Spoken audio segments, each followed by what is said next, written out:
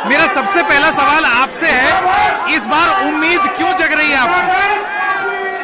प्रदेश के किसान नौजवान और जिस तरह के हालात पैदा हुए उत्तर प्रदेश में, आज हर पैरामीटर में उत्तर प्रदेश पीछे जा रहा है, चाहे स्वास्थ्य का क्षेत्र हो, शिक्षा का क्षेत्र हो, और जिस तरीके से ठोको राज ने किसान से लेकर के नौजवानों को अपमानित किया है, उत्तर प्रदेश में हर आदमी आज असुरक्षित महसूस कर रहा है।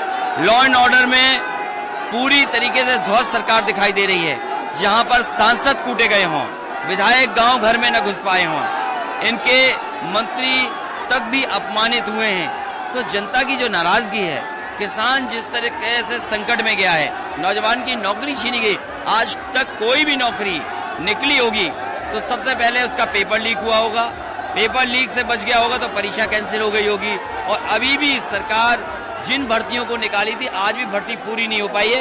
यही नाराजगी की वजह से उत्तर प्रदेश की जनता बदलाव चाहती है। जैन जी, आपको क्यों लगता है कि इस बार बदलाव होगा पश्चिमी उत्तर प्रदेश में?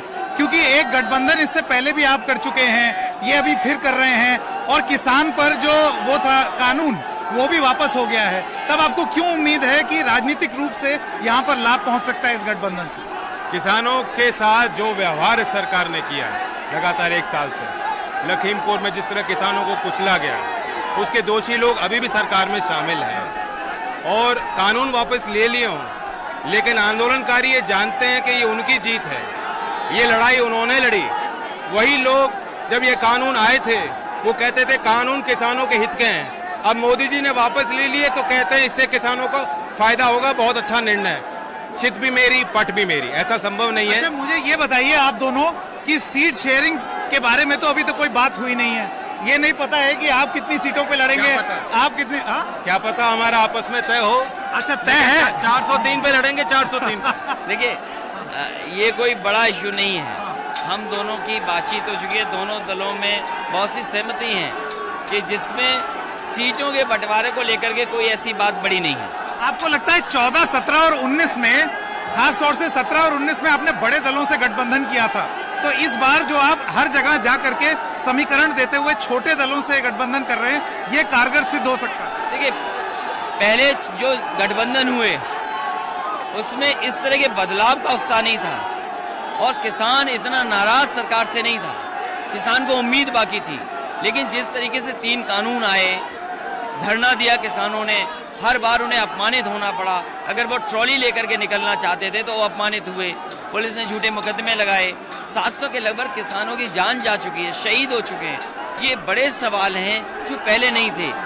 नौजवानों को भी उम्मीद थी कि शायद डबल इंजन की सरकार उनके भविष्य के बारे में सोचेगी, लेकिन इधर उत्तर प्रदेश का 4.5 साल के कार्यकाल में जहां रोजगार के अवसर बढ़ने थे, वहीं बेरोजगारी बड़े पैमाने पे बढ़ी है, और परीक्षाएं कभी लीक पेपर की वजह से कैंसिल हो गई या परीक्षाएं किसी वजह से कैंसिल कर दी गई, जो अभी भी नौजवान के भविष्य। लेकिन मैं पूछना ये चाहता हूँ आप दोनों से, अब जैसे कि आप देख रहे हैं नई बयानबाजी आ रही है बीजेपी से, वो कभी मथुरा के मंदिर की बात कर रहे हैं, कभी पलायन की बात कर रहे हैं, जिसका जिक्र आज आपने अपनी स्पीच में भी किया। इस पर आप दोनों क्या कहेंगे? पहले मैं आपसे शुरू करता हूं। ये कोई मुद्दा नहीं है, इन मुद्दों का जनता में कोई सारोकार नहीं है, जनता इनसे आज सवाल जवाब कर रहे हैं। मथुरा का जिक्र जो है वो आपको क्यों लगता है किया गया? मथुरा के लोग बहुत टॉलरेंट हैं, लिबरल हैं, कृष्ण जी ग्लोबल आइकॉन रहे, सब धर्म के लोग कृष्ण जी को मानते हैं, उनके भक्त हैं। अब आप दोबारा मंदिर के नाम पे लोगों को भटकाने का काम करोगे तो जनता आपका इलाज करेगी। जनता देख रही है इसको। बिल्कुल, आप देखिए, कोई मथुरा का आदमी नहीं निकल रहा, वो शांति चाहते हैं लोग।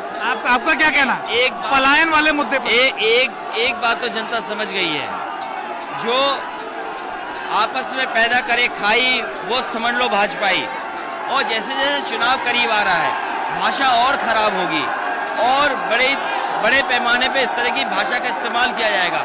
लेकिन जनता बहुत समझ गई है कि भारतीय जनता पार्टी नफरत पे राजनीति करती है, भारतीय जनता पार्टी दोनों को लड़ा करके गुस्सा पैदा करके राजनीति और वोट। आपको लगता है पलायन का जिक्र और मथुरा का जिक्र चुनाव में हित देखने के लिए है?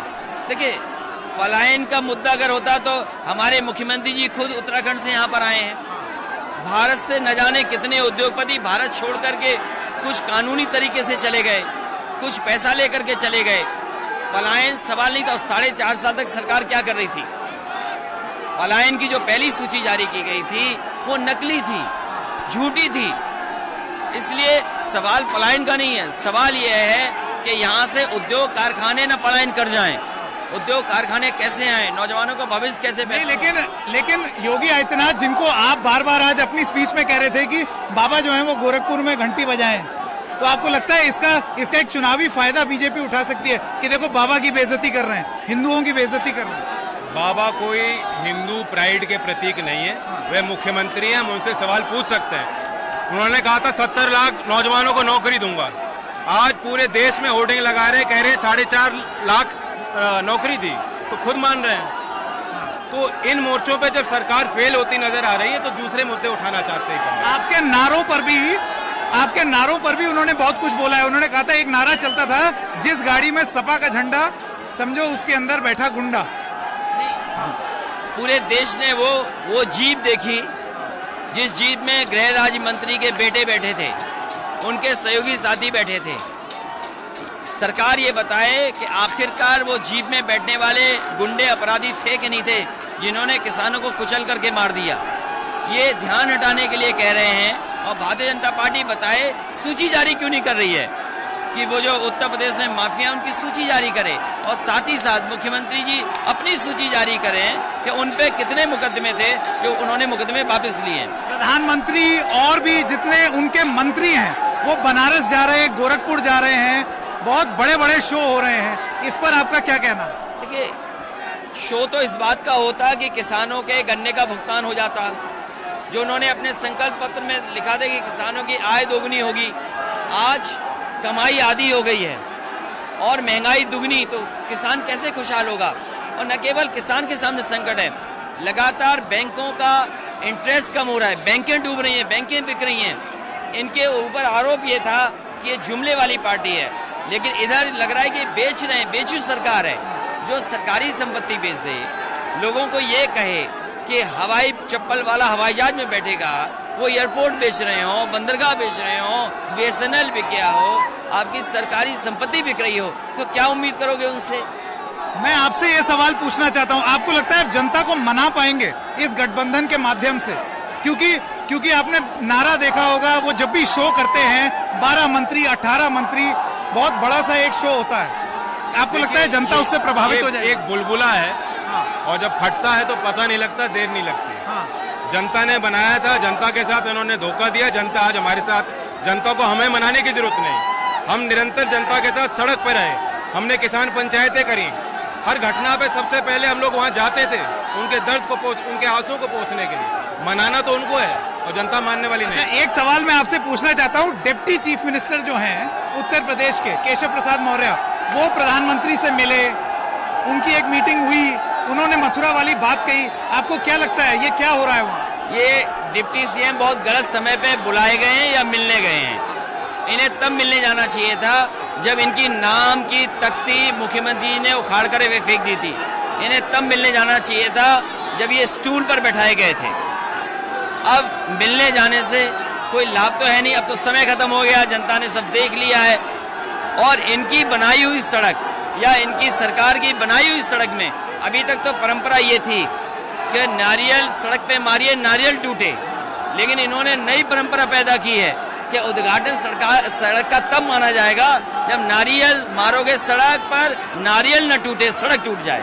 तो ये नई परंपराएं। जाते जाते आखिरी सवाल, देखिए बीजेपी कहती है अब की 350 पार, अब की इतना पार उतना पार, आपकी क्या है, आपका कैलकुलेशन क्या है? देखिए, मैंने पहले दिन का और आज भी कह रहा हूं, मैं जो नाराजगी है, जो गुस्सा जनता के अंदर है, किसान नौजवानों के अंदर, व्यापारियों के अंदर, और जिस तरीके से कोविड की मिसमैनेजमेंट देखा, हो सकता है 400 सीटें भी उत्तर प्रदेश में भारतीय जनता पार्टी हार जाए। अगर खदेड़ा का नारा वहां दिया गया है तो पश्चिम में आते आते भारतीय जनता पार्टी का सूरज भी डूबने का काम होगा। क्या मैं, अगर आप लोग जीत जाते हैं तो मुख्यमंत्री और उप मुख्यमंत्री की ओर देख रहा हूं, पहले आपसे जानना। मेरी ऐसी कोई बात नहीं हुई, ना कोई इच्छा। हम चाहते सरकार बने, और सरकार होगी नौजवानों की, किसानों की। देखिए, ये लोकतंत्र में नई एक्सरसाइजेज है, नई तरह की परंपरा बनी है, जहां पर कई डिप्टी सीएम बनाए गए। तेलंगाना में देखिए क्या हुआ है कि कितने डिप्टी सीएम हैं। तो ये हम लोगों पर छोड़ दो कि भविष्य में हम दोनों को क्या करना है। बहुत बहुत धन्यवाद। Thank you.